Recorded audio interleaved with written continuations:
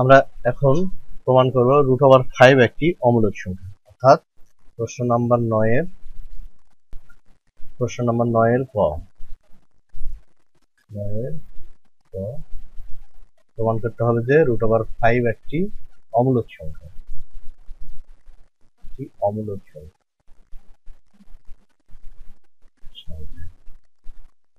এটা আমরা প্রমাণ করব। এটা প্রমাণ করার জন্য আগের লেসনে আমি মূলদ অমূলদ সংখ্যার ব্যাখ্যা দিয়েছি। তারপর আরেকটু বলে নিই, অমূলদ সংখ্যা কোনগুলো এবং মূলদ সংখ্যা কোনগুলো। যে সংখ্যাগুলোকে আমরা p/q আকারে প্রকাশ করতে পারবো, যেখানে p একটি কি পূর্ণ সংখ্যা এবং q একটি পূর্ণ সংখ্যা, q is not equal 0 এবং q is not equal 1। তাহলে এই শর্তে একটা ভগ্নাংশ সংখ্যা বা দুটা পূর্ণ সংখ্যার অনুপাতই হচ্ছে একটি মূলদ সংখ্যা হবে। আর অমূলদ সংখ্যা হচ্ছে যে সংখ্যাগুলোকে p/q আকারে প্রকাশ করতে পারবো না, সেগুলোই হচ্ছে অমূলদ সংখ্যা। তাহলে আমরা এটা প্রমাণ করব √5 একটি অমূলদ সংখ্যা। তার জন্য আমরা একটা কাজ করি। আচ্ছা, আমরা লিখে নিই, এভাবে তোমরাও লিখবে। প্রমাণ, আমরা কিভাবে প্রমাণ করব। আচ্ছা, এখানে আমরা একটা কাজ করি। এখানে √5 এর মান কি রকম হতে পারে সেটা আমরা একটু ধারণা নিই। √5 এর মান হতে পারে 2 এর চাইতে একটু বড়। তাহলে যদি আমরা এরকম কাজ করি, 2 এর উপর বর্গ করি, তাহলে কত দাঁড়ায়? 4। √5 এর উপর স্কয়ার করলে কত হয়? 5 এবং 3 এর উপর স্কয়ার করলে হচ্ছে 9। তাহলে আমরা দেখতে পাচ্ছি এখানে 2 এর উপর রুট করলে পাচ্ছি 4, √5 এর উপর স্কয়ার করলে পাচ্ছি হচ্ছে 5 এবং 3 এর উপর স্কয়ার করলে 9। তার মানে √5 এর মান এর বর্গ করলে 5 পাচ্ছি। তো √5 এর মান এই 2 এবং 3 এর মাঝখানে, অর্থাৎ 2 এবং 3 কে স্কয়ার করলে পরে আমরা 4 এবং 9 পাই। এই 9, 4 এবং 9 দেখেই আমরা বুঝতে পারছি, এবং √5 কে স্কয়ার করলে আমরা দেখতে পাচ্ছি 5 আসতেছে। তার মানে এখান থেকে একটা ধারণা নিচ্ছি যে 4 এর চাইতে বড় 5 এবং 9 এর চাইতে কত? 5 ছোট। অর্থাৎ √5 এর মান 2 এর চাইতে বড় এবং 3 এর চাইতে ছোট। তো 2 এর চাইতে বড় এবং 3 এর চাইতে ছোট, এখানে আর কোনো পূর্ণ সংখ্যা নাই। তাহলে বুঝতে পারছি √5 এর মান ভগ্নাংশ হবে। তাহলে √5 এর মান যদি ভগ্নাংশ হয়, সেটা মূলদ হতে পারে, অমূলদ হতে পারে। কারণ ভগ্নাংশের মধ্যেই আছে অমূলদ সংখ্যা এবং মূলদ সংখ্যাও। তাহলে √5 এর মান একটি যদি মূলদ সংখ্যা হয়, তাহলে আমরা এটাকে ধরে নেব সেই সংখ্যাটা হবে p/q আকারে। এখন আমরা √5 কে অমূলদ সংখ্যা প্রমাণ করার জন্য আমরা প্রথমে ধরে নিব হচ্ছে √5 একটি মূলদ সংখ্যা। তারপরে মূলদ সংখ্যার যেই শর্তগুলো, সেগুলো যদি না মিল খায়, তাহলে আমরা বলে দেব সেটা কি অমূলদ সংখ্যা। যেমন দুই বন্ধু তর্ক লাগছে, এখন সূর্য পূর্ব দিকে ওঠে না পশ্চিম দিকে ওঠে। তাহলে এখন সূর্য ওঠা পর্যন্ত অপেক্ষা করতে হবে। তাহলে একজনের কথা মতো ধরে নেওয়া হলো যে সূর্য পশ্চিম দিকেই ওঠে। তা পশ্চিম দিকে সূর্য ওঠার জন্য যেই যুক্তি তর্ক দাঁড় করানো দরকার, সেগুলো যদি না মেনে চলে, তাহলে আমরা কি বলবো? সূর্য পশ্চিম দিকে ওঠে না, বরং সূর্য পূর্ব দিকে ওঠে। তাহলে আমরা আগে ধরে নিই √5 একটি মূলদ সংখ্যা। কারণটা কি? এই √5 এর মান 2 এবং 3 এর মাঝখানে। তো 2 এবং 3 এর মাঝখানে ভগ্নাংশ ছাড়া তো অন্য কোনো সংখ্যা হতে পারে না। তাই আমরা ধরে নিচ্ছি √5 একটি, ধরি √5 একটি মূলদ সংখ্যা। আমরা ধরে নেব আগে মূলদ সংখ্যা। তাহলে এটাকে আমরা লিখতে পারবো। আচ্ছা, আমরা পরের পৃষ্ঠায় চলে যাই। তাহলে √5 সমান কি লেখা যাবে? p/q, যেখানে p এবং q পরস্পর, যেখানে p এবং q পরস্পর সহমৌলিক। এমন ভাবে ধরলাম সহমৌলিক এবং q is greater than 1, এরকম ভাবে আমরা ধরে নেব। সহমৌলিক মানে কি? আগের লেসনে আমি বলছিলাম সহমৌলিক সাথে থেকে মৌলিক, যেমন হচ্ছে 2 এবং 3 এই দুটো মৌলিক সংখ্যা, এটা তো মৌলিক সংখ্যাই, এর মধ্যে এক ভিন্ন অন্য কোনো সংখ্যা কমন নাই।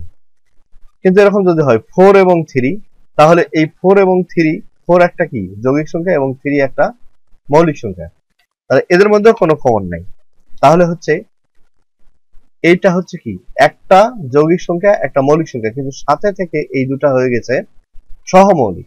আবার যদি এরকম হয় দুটাই যৌগিক সংখ্যা হয়, সাপোজ 21 এবং আরেকটা হচ্ছে 16, তাহলে 21 এবং 16 এর মধ্যে মাঝখানে এখানে 1 ভিন্ন অন্য কোনো সংখ্যা কমন নাই, অথচ দুইটাই যৌগিক সংখ্যা কিন্তু সাথে থেকে হয়ে গেছে কি এরা হচ্ছে সহমৌলিক। এই ধরনের সংখ্যা আমরা পি বাই কিউ কে ধরেছি, যাতে পি বাই কিউ এর পি এবং কিউ এর মধ্যে এক ভিন্ন অন্য কোনো উৎপাদক নেই, অর্থাৎ পি কে কিউ দ্বারা ভাগ করলে সব সময় ভগ্নাংশ আসবে।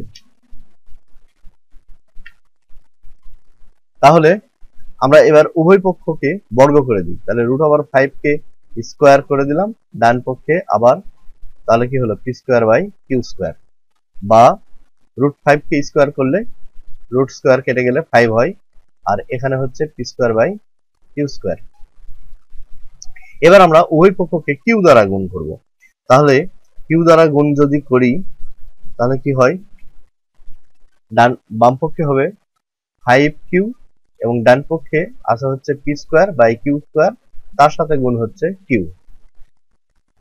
আমরা উভয় পক্ষকে কি দিয়ে গুণ করলাম? কিউ দ্বারা গুণ করলাম। এবার বাম পক্ষে হচ্ছে 5q, আর ডান দিকে হচ্ছে এই কিউ কিউ কেটে গেলে নিচে থাকে কি একটা কিউ, তাহলে আমরা লিখতে পারবো পি স্কোয়ার বাই কিউ। এবার এখানে দেখতে পাচ্ছি আমরা যে এই বাম পক্ষের 5q এটা একটা কি পূর্ণ সংখ্যা, কারণ 5 একটা পূর্ণ সংখ্যা এবং কিউ একটা পূর্ণ সংখ্যা, তাহলে 5 এবং কিউ দুটা পূর্ণ সংখ্যার গুণফল সর্বদাই কি একটা পূর্ণ সংখ্যা, তাহলে ওটা আমরা লিখে নিই। এখানে 5q স্পষ্টতই কি পূর্ণ সংখ্যা, পূর্ণ সংখ্যা, কিন্তু পি স্কোয়ার বাই কিউ এটা পূর্ণ সংখ্যা নয়, কারণ পি এবং কিউ সহমৌলিক। তাহলে দুইটা পূর্ণ সংখ্যার এভাবে সহমৌলিক ধরার কারণে আগেই ছিল সে ভগ্নাংশ, আবার পি স্কোয়ারকে বর্গ করলে সেটাও একটি পূর্ণ সংখ্যা, এবং এদের মধ্যে যেহেতু আগেই কোনো কমন নেই, বর্গ করলেও কোনো কমন থাকবে না, তাহলে এটা সহমৌলিকের কারণে ডান দিকে পূর্ণ সংখ্যা হবে না, পি স্কোয়ার বাই কিউ কে ভাগ করলে পূর্ণ সংখ্যা পাওয়া যাবে না। তাহলে আমরা লিখতে পারি কিন্তু পি স্কোয়ার বাই কিউ পূর্ণ সংখ্যা নয়, পূর্ণ সংখ্যা নয়, কারণ পি ও কিউ সহমৌলিক বলে, পরস্পর সহমৌলিক বলে,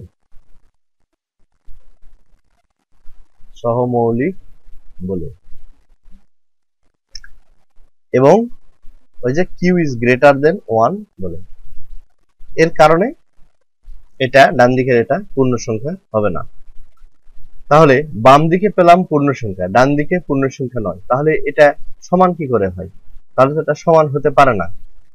তাহলে অতএব লিখতে পারি, অতএব 5q is not equal p square by q, এটা সমান হতে পারে না। তাহলে সমান যদি না হয় তাহলে আমাদের ধরার মধ্যেই গন্ডগোল আছে।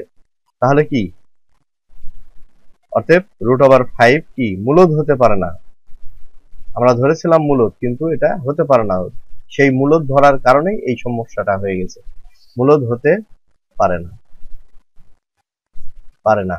তাহলে কি, অতএব √5 একটি, ওটা যদি মূলদ না হয় তাহলে হবে কি অমূলদ সংখ্যা, 5 একটি, তাহলে √5 একটি অমূলদ সংখ্যা, একটি অমূলদ সংখ্যা।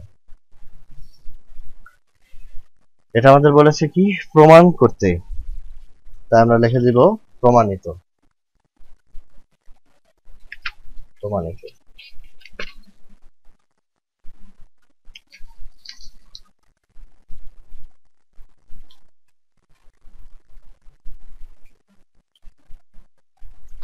এবার আমরা করব 9 এর খ।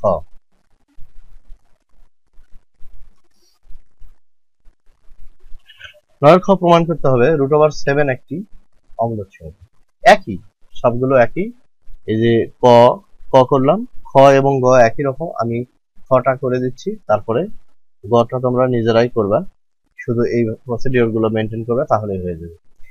তাহলে আমরা প্রমাণটা করব কিভাবে? আগের মতোই। এখানে প্রথমে কি করব, এখানে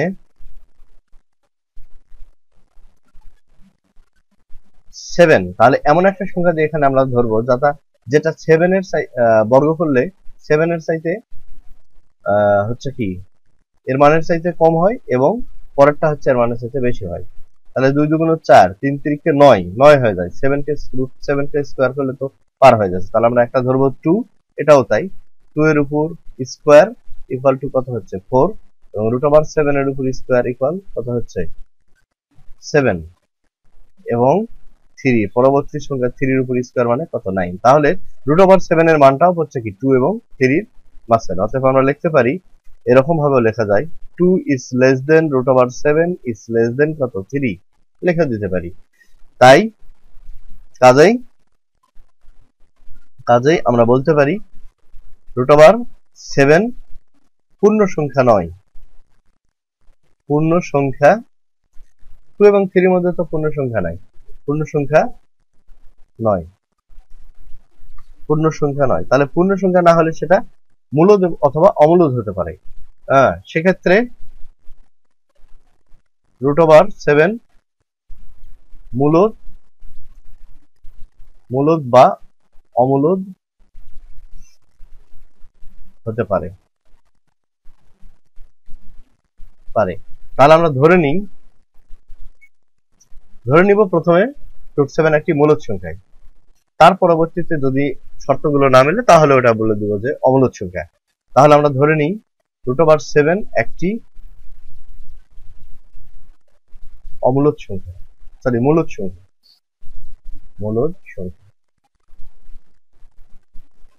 তাহলে অমূলদ সংখ্যা, তাহলে এরকম লেখা যাবে √7 ইকুয়াল p/q, যেখানে কি p ও q পরস্পর সহমৌলিক এবং q is greater than 1 এর চাইতে বড়। এভাবে আমরা ধরে নিলাম। তাহলে কি হবে, এবার আমরা উভয় পক্ষকে বর্গ করে দেব, বা √7 স্কোয়ার ইকুয়াল p²/q², উভয় পক্ষকে বর্গ করে। তাহলে এটা স্কোয়ার রুট কেটে গেলে কি হয়, বামে হয় 7 আর ডান দিকে হচ্ছে p²/q²। এবার আমরা উভয় পক্ষকে কিউ দিয়ে গুণ করব, তাহলে বামে হবে 7q, আর একবারে লিখে দিই এখানে দুইবারে লিখে থাকি কিউ গুণ হলো। তাহলে এটা কেটে গেলে কি হবে, কিউ থাকবে। অতএব 7q ইকুয়াল p²/q। তাহলে এখানেও তাই, বাম দিকটাই কি, এটা স্পষ্টতই একটা পূর্ণ সংখ্যা, কিন্তু ডান দিকেরটা পূর্ণ সংখ্যা নয়।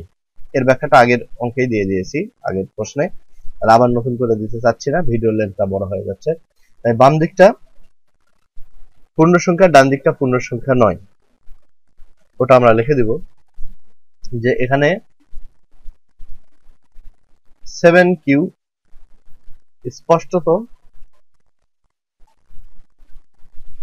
স্পষ্টতই পূর্ণ সংখ্যা,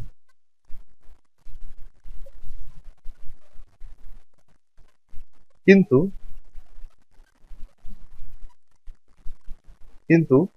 p²/q পূর্ণ সংখ্যা নয়।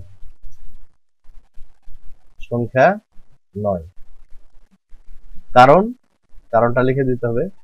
কারণ p ও q পরস্পর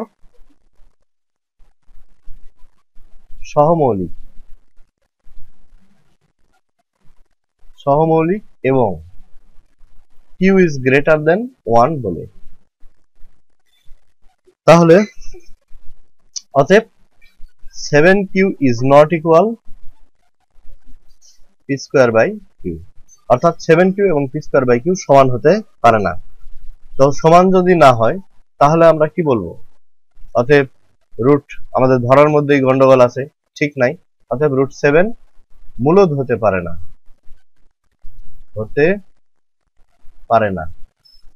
যদি হতো তাহলে আমাদের ধরাটা যদি ঠিক থাকতো তাহলে তো এখানে এখানে নট আসতো না, মিলে যেত, সত্যটা মিল খেত।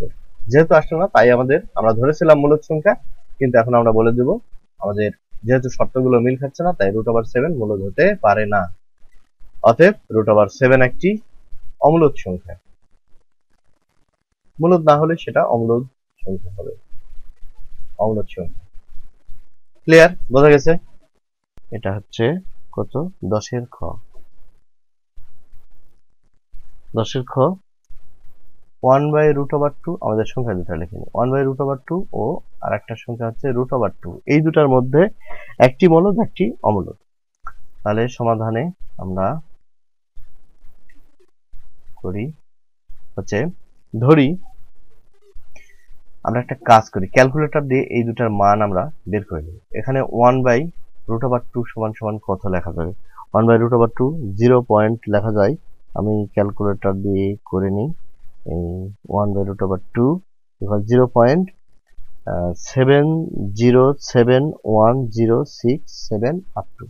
আর √2 হচ্ছে 0, √2 হলো 1.√2 ইকুয়াল 1.4142, তারপরে আরো কিছুটা ডিজিট নিয়ে নিই 2135 ডট ডট ডট এরকম।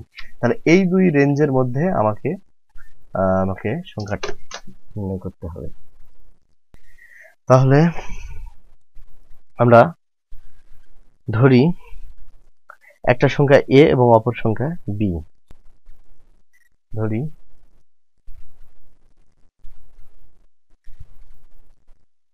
একটি মূলদ সংখ্যা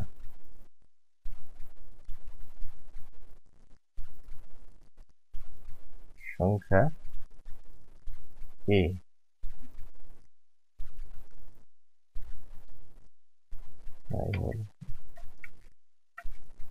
ধরি 1/√2 এবং √2 এর মধ্যে একটি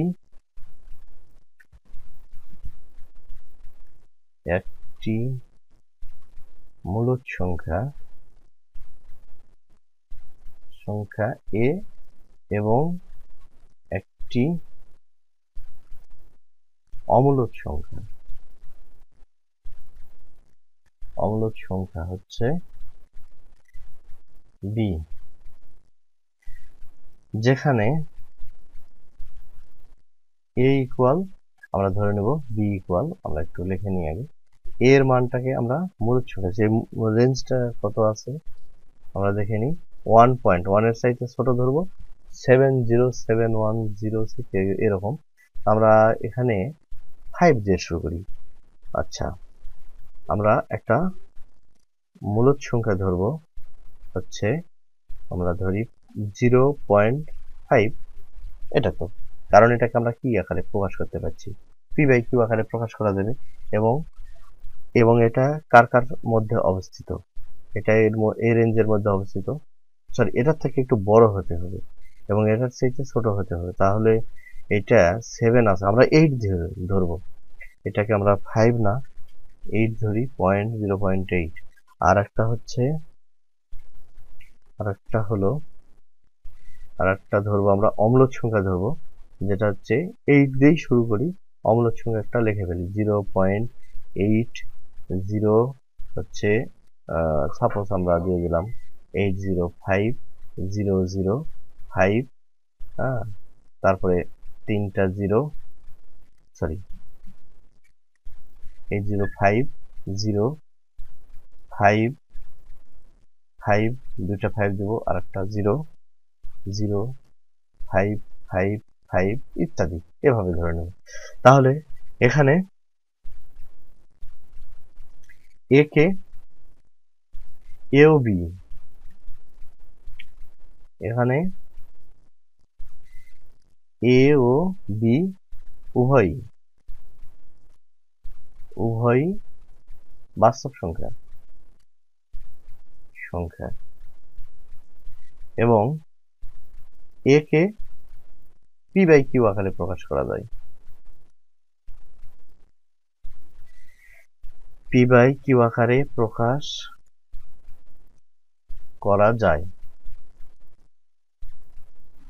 কিন্তু বি কে পি বাই কিউ আকারে প্রকাশ করা যায় না,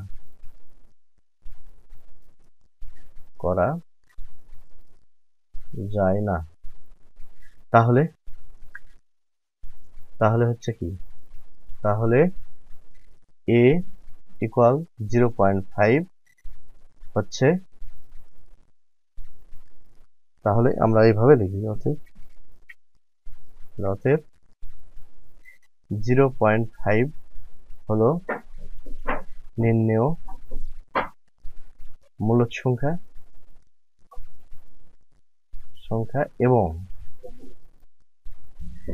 0.8, সরি এটা তো 0.5 ছিল না, এটা 0.8 ধরেছিলাম আমরা। 0.80 আমরা ব্যাকে যে দেখেছি 0.80505500 এরকম আর কি, 0.80550055 এরকম। এটা হলো, এবং এটা হলো নির্ণেয় অমূলদ সংখ্যা।